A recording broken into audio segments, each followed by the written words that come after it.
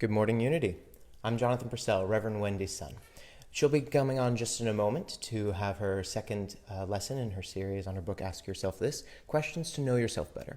In the meantime, grab your friends, sit back, sip that coffee, and she'll be started shortly. The Unity Center live streams its Sunday services every Sunday during quarantine at 10 a.m.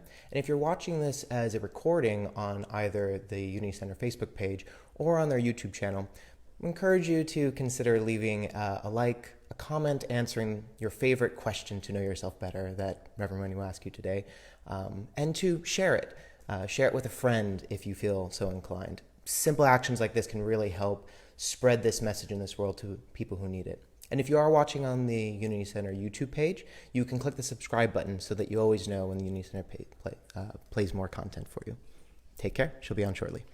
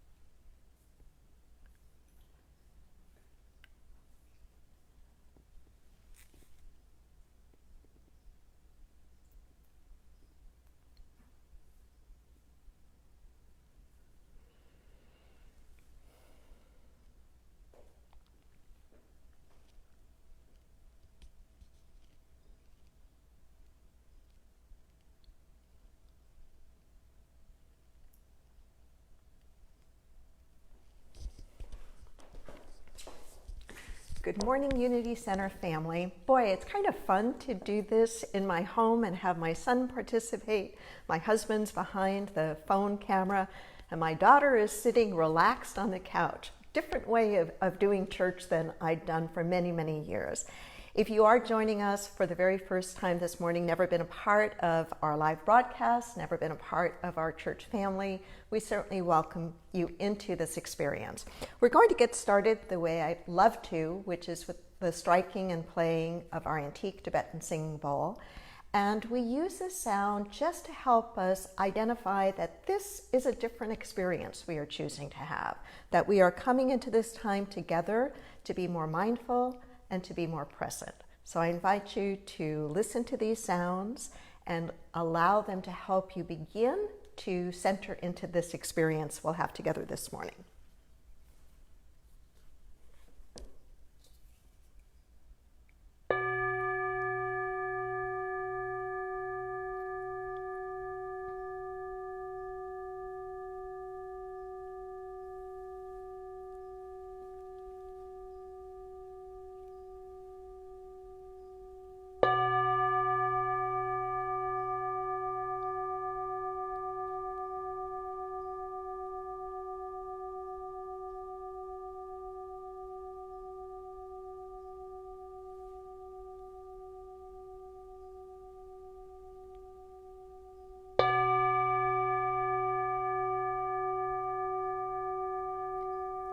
And as you follow the sound, let it help you go more quiet and more focused.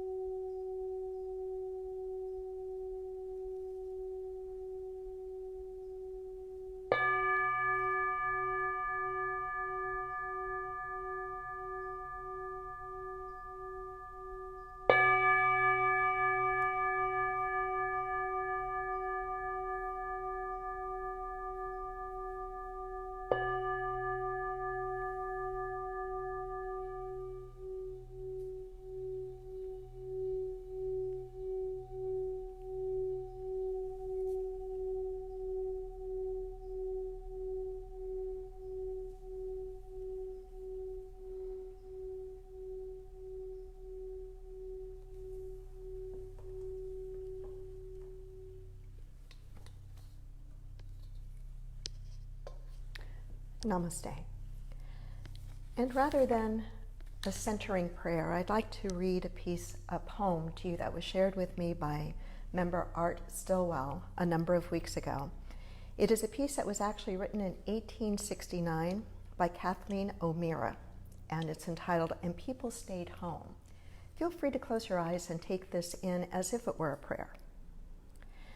And people stayed home and read books and listened and rested and exercised and made art and played and learned new ways of being and stopped and listened deeper. Someone meditated, someone prayed, someone danced, someone met their shadow, and people began to think differently, and people healed. And in the absence of people who lived in ignorant ways, dangerous, meaningless, and heartless, even the earth began to heal. And when the danger ended and people found each other, grieved for the dead, and they made new choices and dreamed of new visions and created new ways of life and healed the earth completely, just as they were healed themselves. Namaste. Enjoy this piece by Denise Rosier, We Are.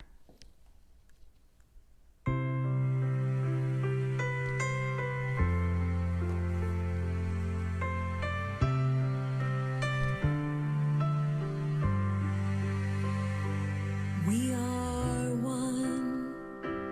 We are one. We are all one in God. We are love. We are love. We are all the love of God. Beauty surrounds me, falling at my feet as I hear the calling of the Holy One in me. We are whole. We are whole. We are all the wholeness of God. We are strength. We are strength. We are all the strength of God. Beauty surrounds me, falling at my feet as I hear the calling of the Holy One in me. We are made. We are made. We are all made of God. We are one. We are one. We are all one in God. We are. We are.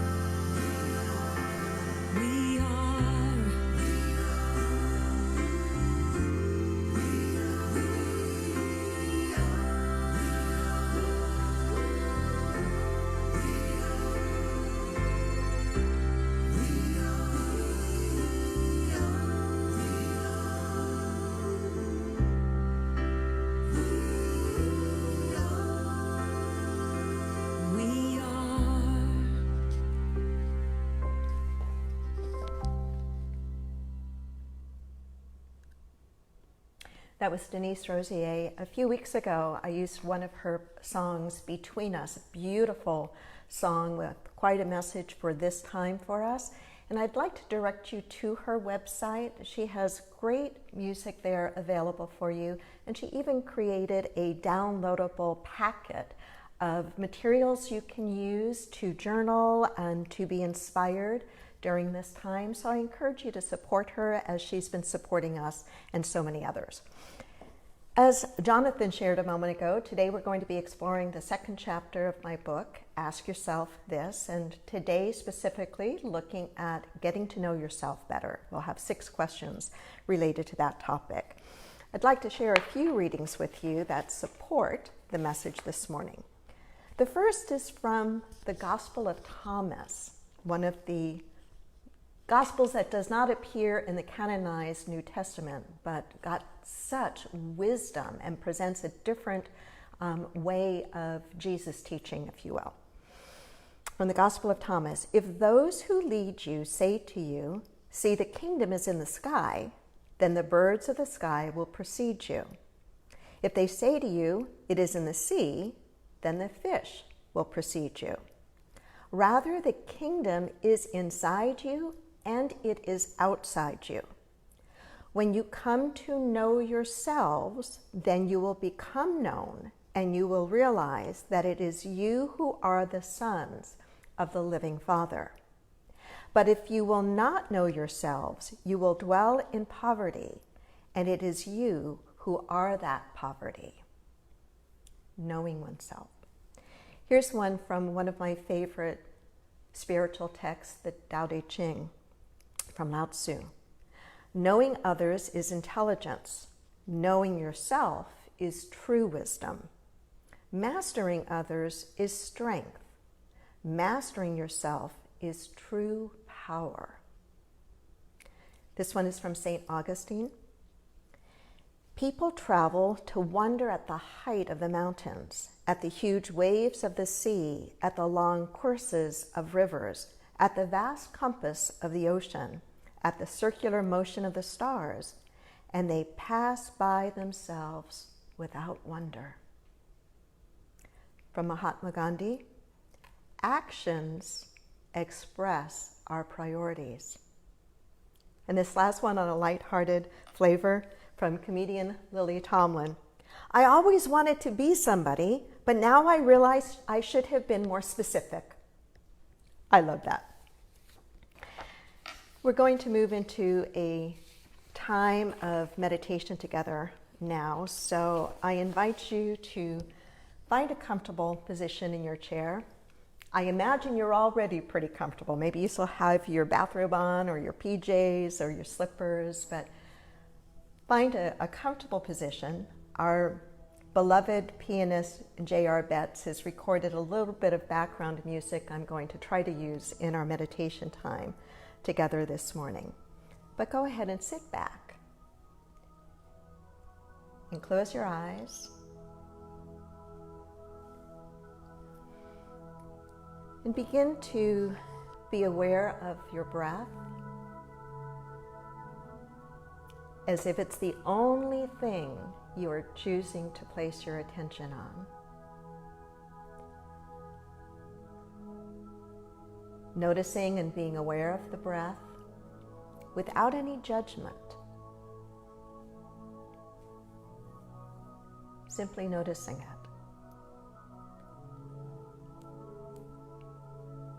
Noticing the breath in and noticing the breath out.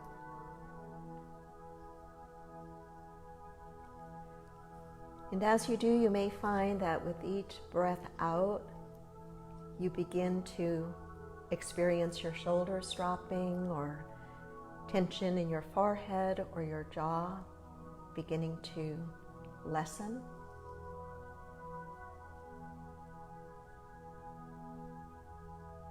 Aware of the in-breath.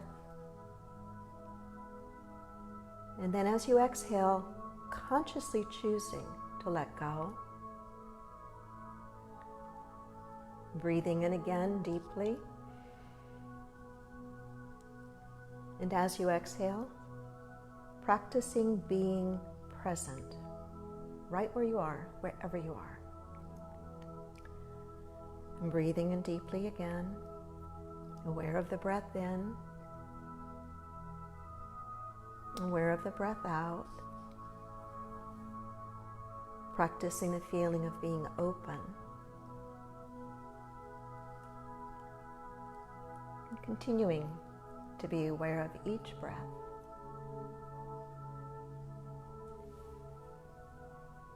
As if the inhalation merges seamlessly with the exhalation. So peaceful, so calm. Letting go, being present, and opening up.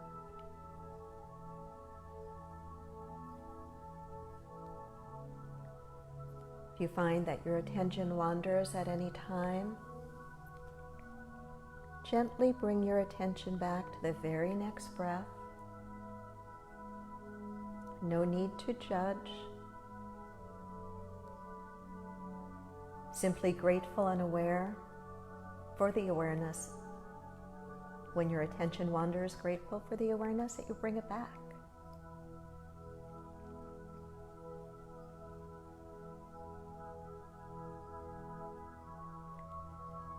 Continuing to be mindful of each breath, allow your attention now to move to the area of the heart, the center of your chest.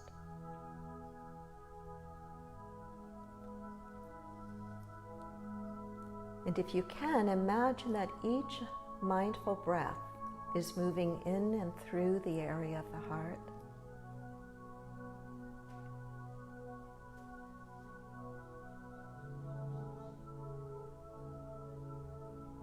Each mindful breath moving in and through the area of the heart.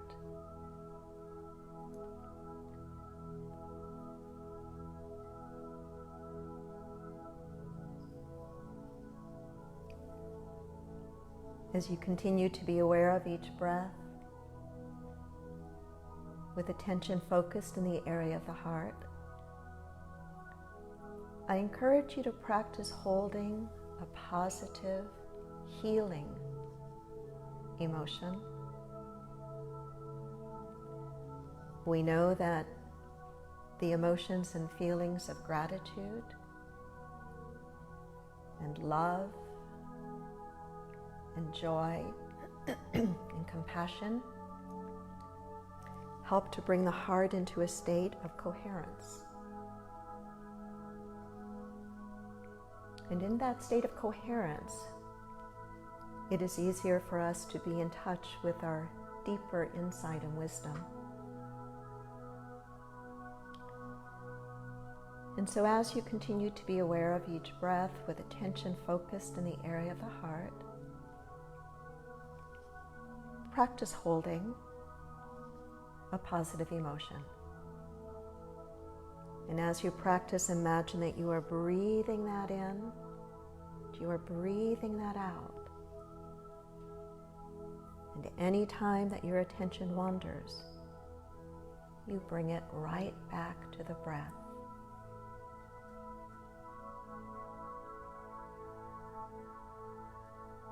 I will be quiet now for the next few minutes, as together we continue to practice in this way, mindful of the breath, attention focused in the area of the heart, being, embodying a healing quality.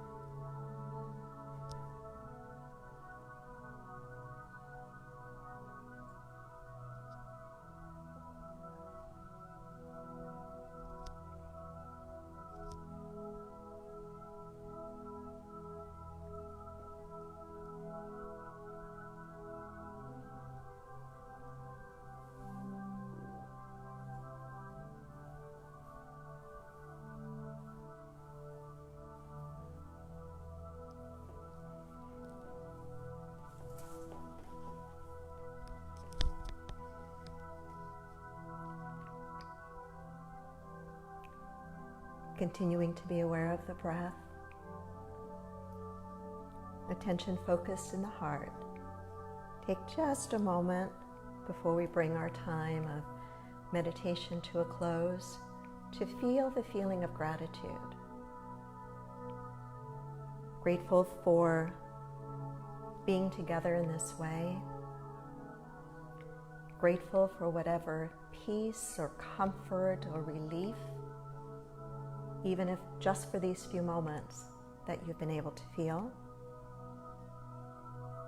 And grateful for the good and the blessings that are still very much a part in your life right now. And so now take a nice deep breath in and let that breath go, letting go of anything else that you might be holding on to.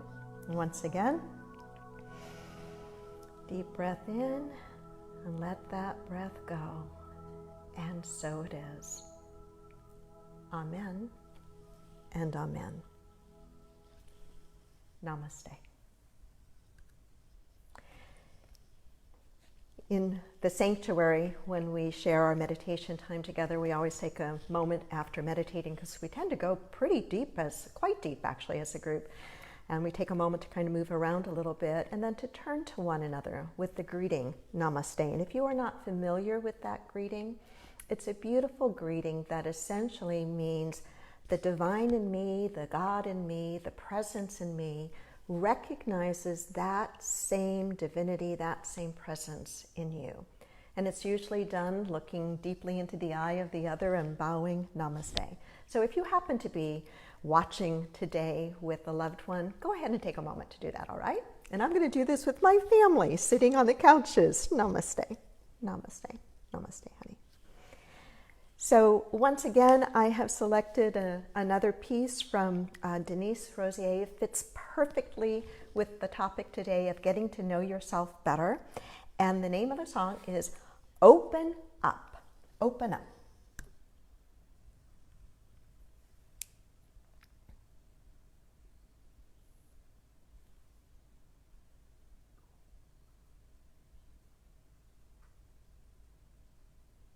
Hey Siri, skip. Whoops. Okay, we got to start over. Hang on, guys. Hey Siri, skip. One more time. Hey Siri, skip.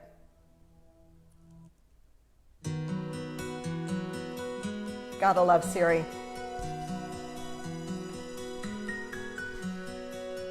When a step seems too hard to take, every turn feels like a big mistake. It makes you wanna close your eyes and hide.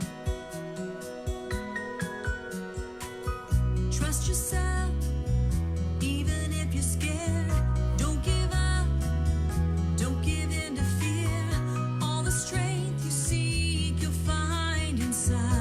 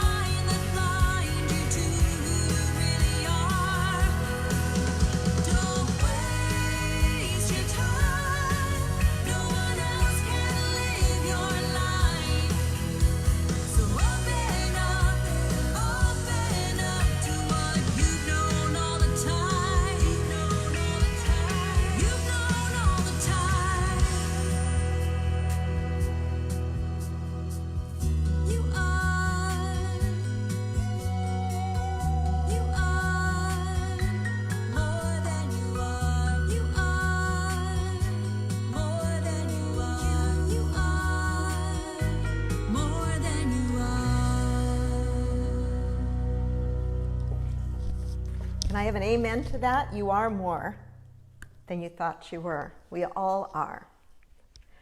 So, questions to get to know yourself better. The book I wrote, Ask Yourself This, is all about an offering of questions across a variety of areas of life. And it's written from that point of view because I believe that having the right questions or good questions is key to getting really solid answers. And the questions that we ask ourselves drive the energy and creativity of our lives. So we want to make sure that we're really aware of what are the kinds of questions we should be asking that will help us, whether it is to improve our relationships or find meaning and purpose, or, as we're going to be exploring today, questions to help us get to know ourselves better. And I want to begin with a piece written by best-selling author Marianne Williamson in her book, A Return to Love. It's a piece that you've probably heard before, and it's one that I think could become an affirmation, a prayer that we use on a regular basis because it's so important. She writes, "Our deepest fear is not that we are inadequate. Our deepest fear is that we are powerful beyond measure. It is our light, not our darkness, that most frightens us. We ask ourselves, who am I to be brilliant, gorgeous, talented, fabulous? Actually, who are you not to be?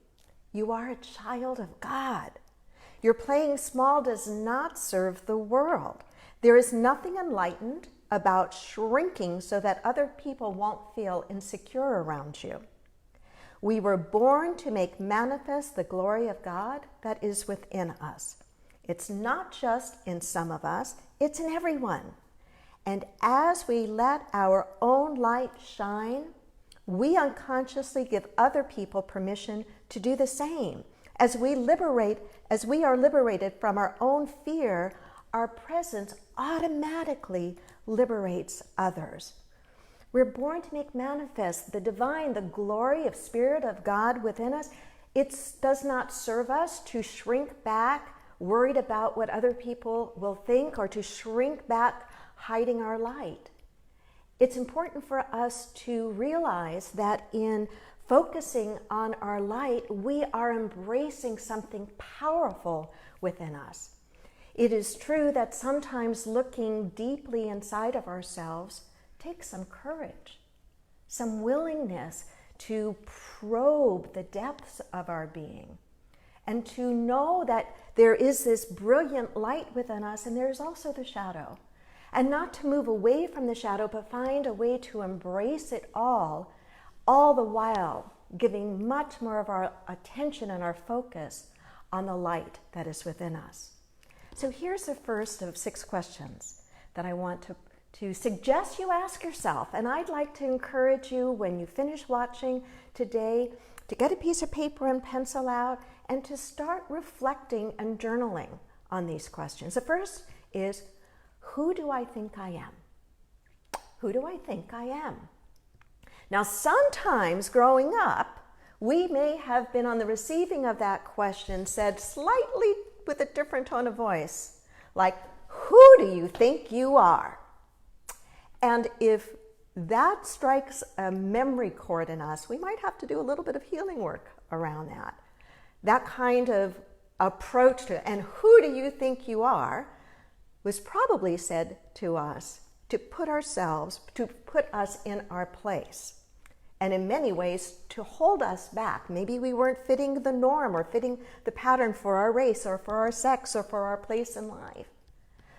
But I'd like you to look at that question in a different way. Who do you think you are? Who do you think you are? I'm reminded of a song that Ricky Byers-Beckwith wrote. And in the song, there's a line that goes about us being more than this. Whatever it is, we are more than this. We are more than this. You and I are more than what we are experiencing during this sheltering in place. We are more than maybe the fears that we are feeling right now, or the boredom that we are feeling right now, or the grief that we're feeling for the life that we don't have, that we used to have, at least right now. But the truth of the matter is, whatever that is, we don't deny it, but we remember that we are so much more than that. We are the space in which that is happening. We are more than that. And we have more power in us than we ever tap into. Much more power in us than we ever tap into. I remember a friend of mine was vacationing in Mexico a number of years, and she shared this story. She was vacationing in Mexico with her daughter and son-in-law, and they wanted to go riding all-terrain vehicles.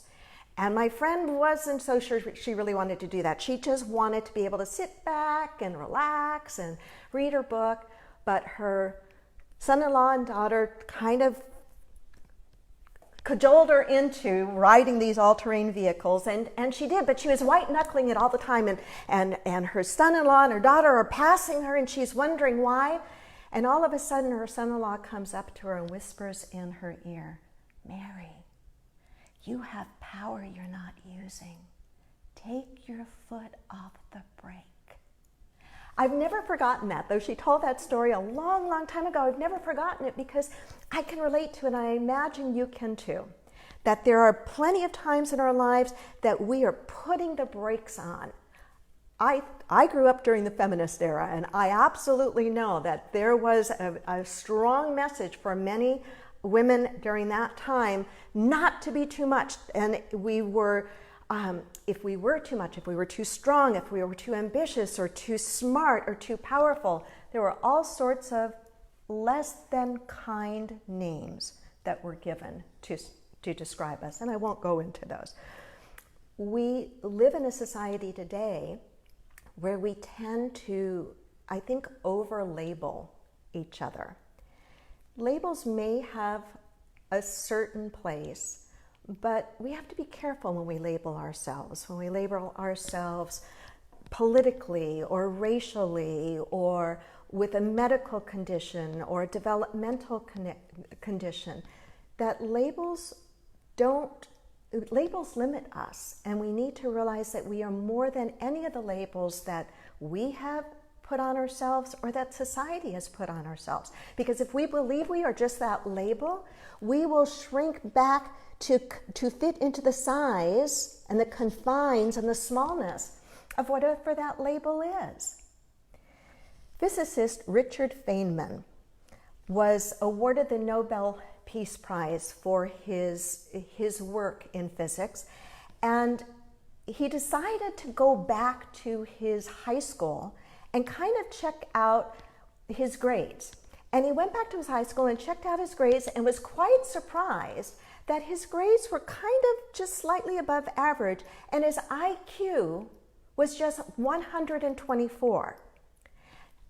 That too being just a little bit above average. And you know, it's one thing to be awarded in the field of physics a Nobel Peace Prize, but to do so with an IQ of 124, he realized that was even a bigger feat.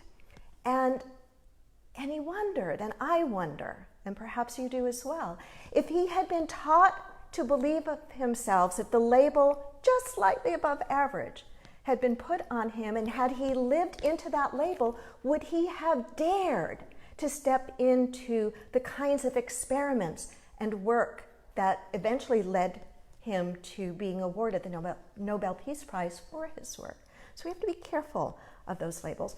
Who do you say you are? Who do you think you are?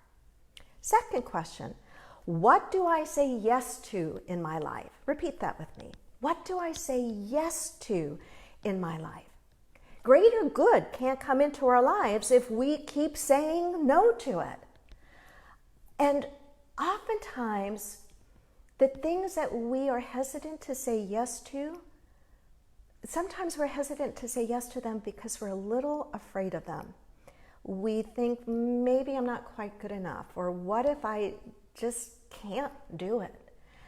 You know, new opportunities come from a place of openness within us, where we are willing to step in, where we are willing to say yes. I can think of some key moments in my life where the little me, the frightened me, wanted to say no, but thank God she didn't. the larger me, the smarter me, or the one that decided she was going to be a little more courageous, said, yes, I think about when I was all of 17 years old and I had the opportunity to go into ice capades. I remember being so scared of that idea and having a deep conversation with my dad and him asking me, what will you care about more as the years go by? Are you saying no to this because you're afraid of it? Will you wonder what it could have been? You'll never know unless you say yes. Boy, it took a lot to be all of 17 and a half years old and have my parents co-sign my contract to go into ice capades. I didn't like it, but that's not the point.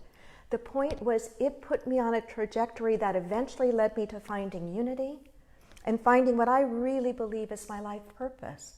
I remember when Unity headquarters approached me when webinars were just becoming popular, and Oprah Winfrey had done some big webinar, I can't remember what one it was, but they wanted me to be the face of Unity to interview Deepak Chopra in this nationwide webcast webinar to interview him on his book, The Third Jesus. And oh, was that a big opportunity, and oh, was I scared to death to say yes to that.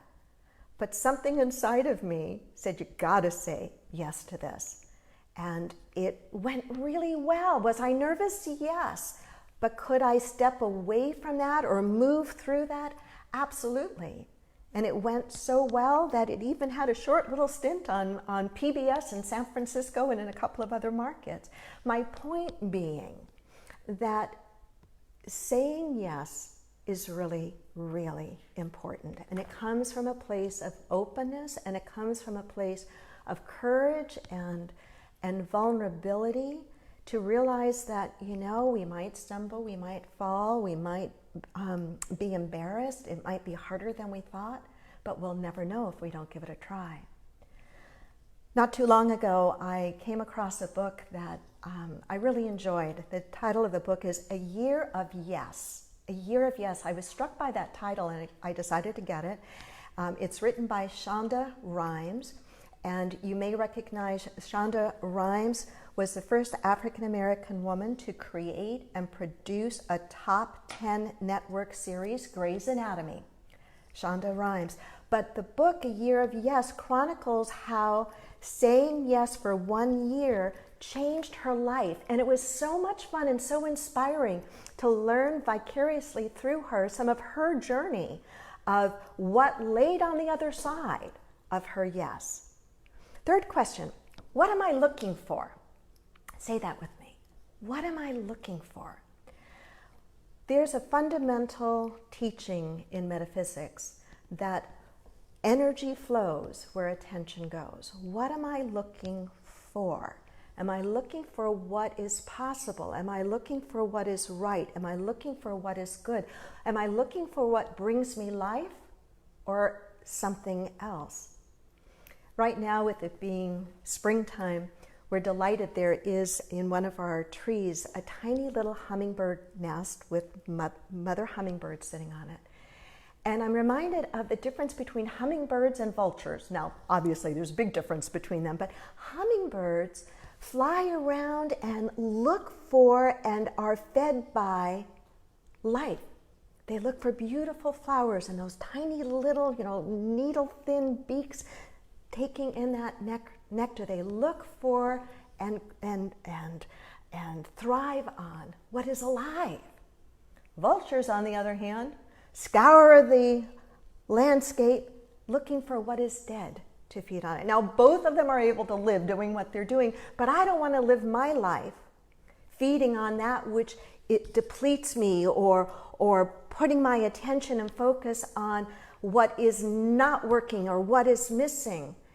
And by golly, it takes some effort, though, to be more like that hummingbird and to lift our vision, to look for and toward what it is that we desire, to use our imagination, to move in the direction. I know you've heard this story, but it's so fitting about we get what we look for, right? And attention goes where energy flows. There were parents of twins, and these twins were complete opposites. One was absolutely a pessimist, the other absolutely optimistic, but they were so extreme the parents were concerned, so they took them to be observed and to work with a psychologist, and the psychologist said, we know what we can do here to figure out how to help you. And they took the child that it was optimistic and put him in a room with tons and tons of toys. And they put the other boy in a room filled with manure. And they watched through one-way mirrors and watched the boy, the optimist, in the room filled with toys, complaining because he had absolutely no one to play with. And here we have the optimist in the room. I might have gotten that wrong. It was a pessimist with the toys. Sorry about that, guys.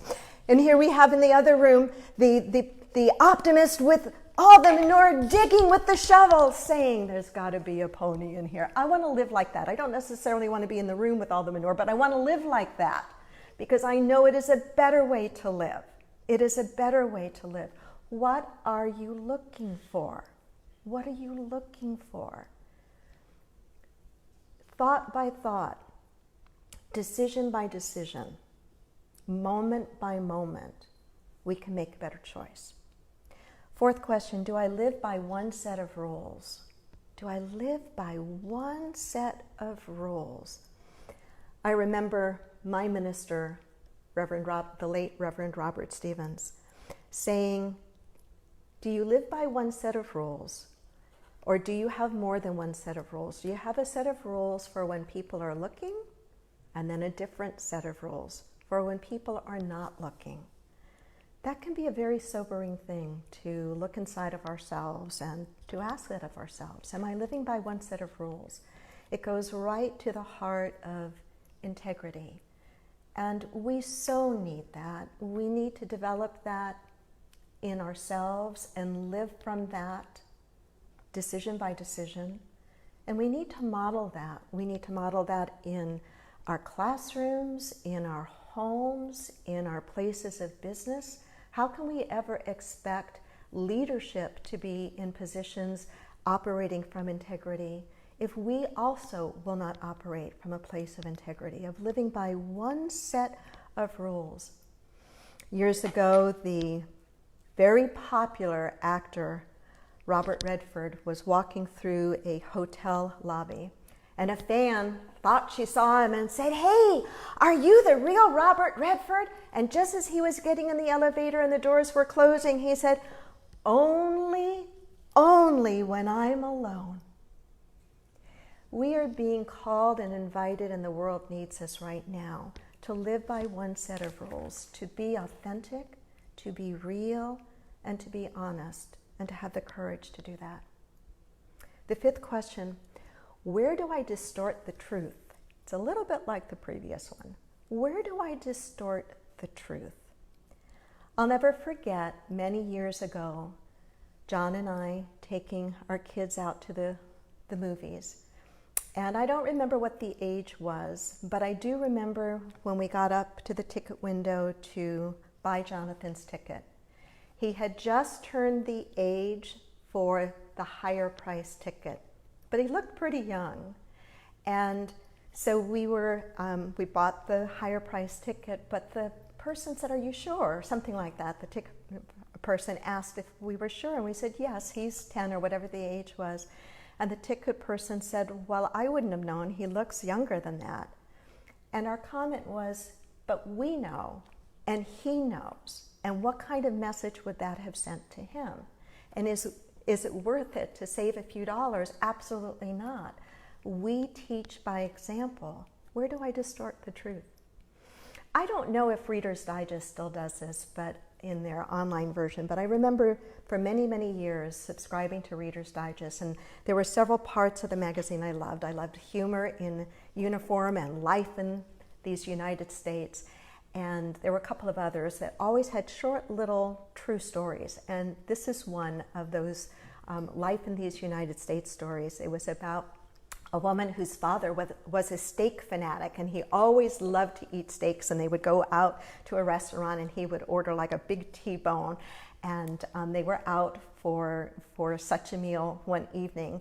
And the daughter could tell that the dad just wanted to pick up that T-bone and start gnawing on it in the restaurant, but he wasn't about to do that in the restaurant because it would be just poor manners.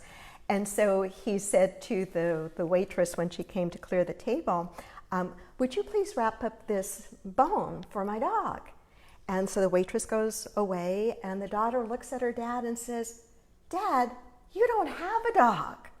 And he says, yeah, I know, I just didn't want to embarrass myself. And so the waitress comes back and with this big bag and says, I just thought you might enjoy a few more, so I took the rest of these bones out of the scrap bucket, so here you have them.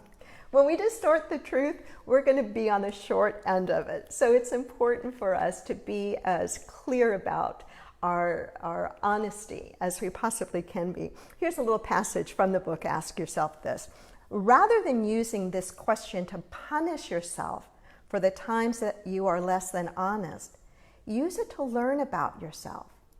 Probe a little deeper and ask, why did I feel the need to compromise my honesty? Approaching dishonesty this way is far more informative and more conducive to deepening self-understanding and fostering positive change than using a punitive approach.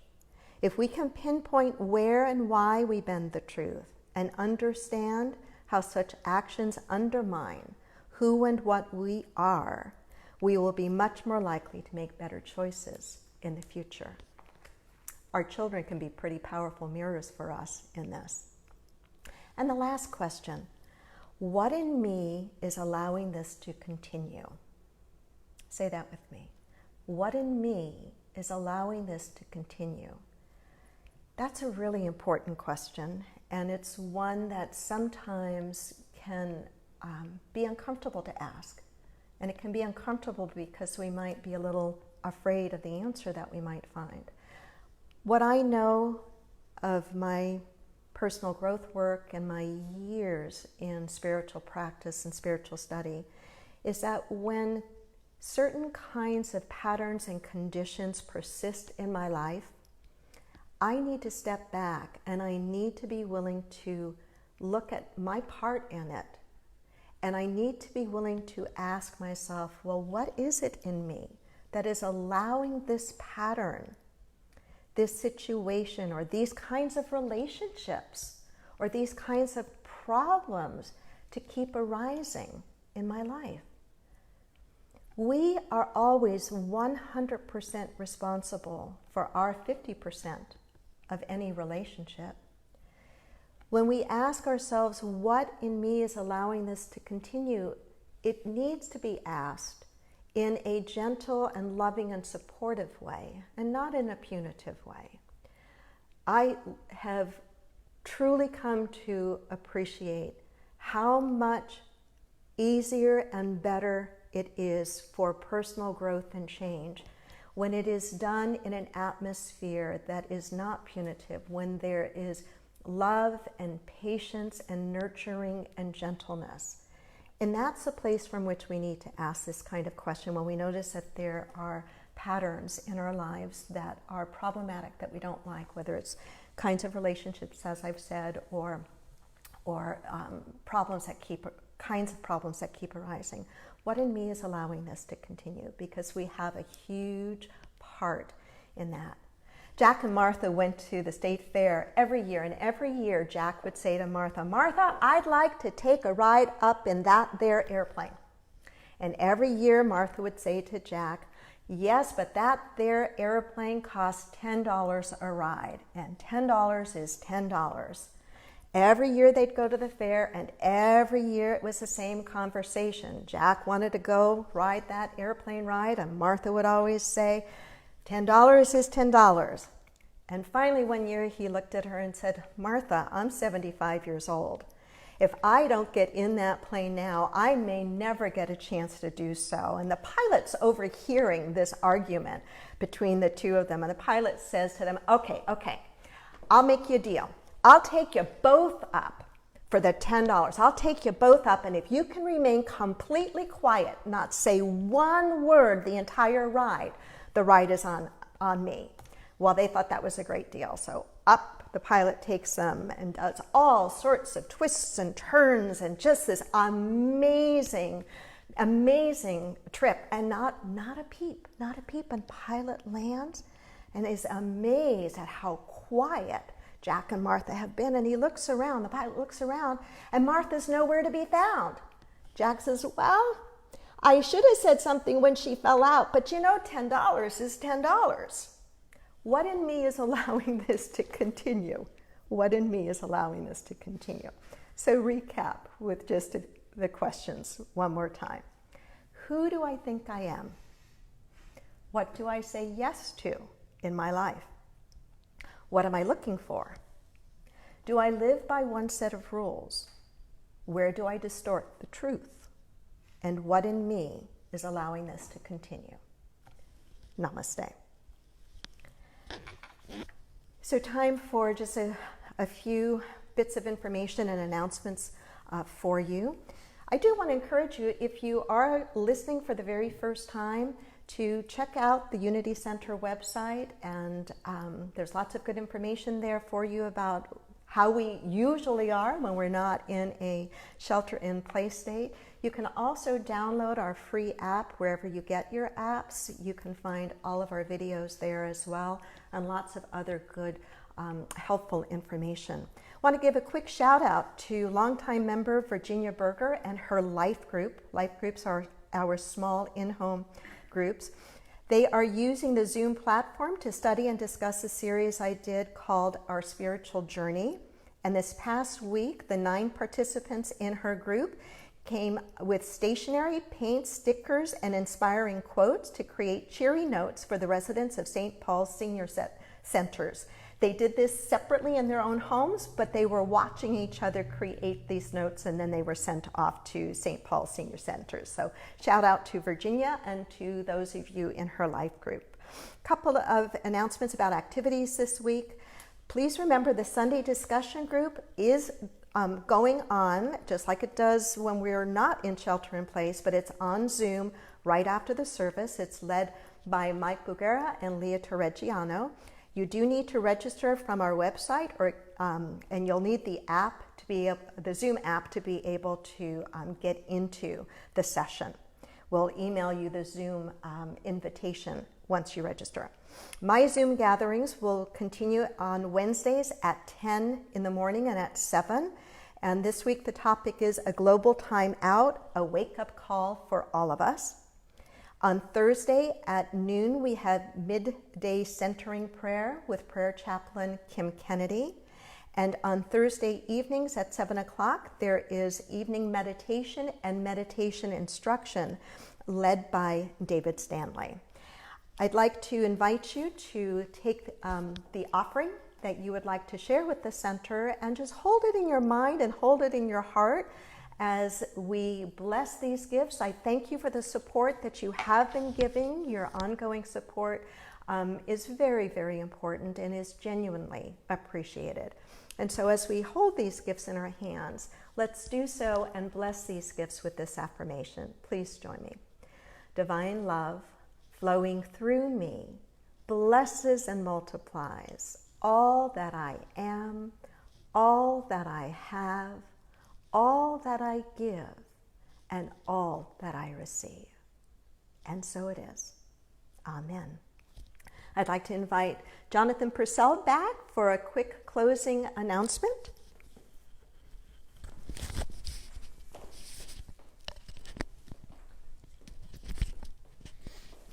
Hello again. Just wanted to remind everyone that right after this live broadcast, we will be posting the video to the Unity Center Facebook page, as well as to the Unity Center YouTube page. And as I said at the opening, if you feel so inclined, leaving a comment, answering your favorite question that Reverend Wendy asked you today, or leaving a like, or sharing with any friends that you might have that you think could benefit from this. Really, really helps this content be shared out by Facebook and YouTube for more people to see it. And then also, if you are viewing on YouTube, if you hit the subscribe button, you will be notified whenever the Unity Center posts more content. Take care. Thanks, honey. And let's close with our prayer of protection. Wherever we are, we know these words are uplifting and give us strength and give us hope. The light of God surrounds us. The love of God enfolds us.